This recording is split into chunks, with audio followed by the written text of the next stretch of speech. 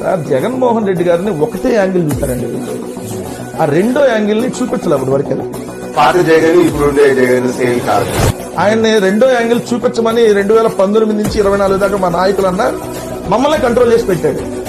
ఆ రెండో యాంగిల్ చూడలే, ఇంకా చూడలే రెండో యాంగిల్ చూడలే. రెండో యాంగిల్ 29 to 34 చూస్తారు. సినిమా మామూలుగా ఉండదు, సినిమా మాత్రం అదో లెవెల్లో ఉంటుంది. సినిమా 2.0 అనేది అంటే రెండో యాంగిల్ చూస్తారు.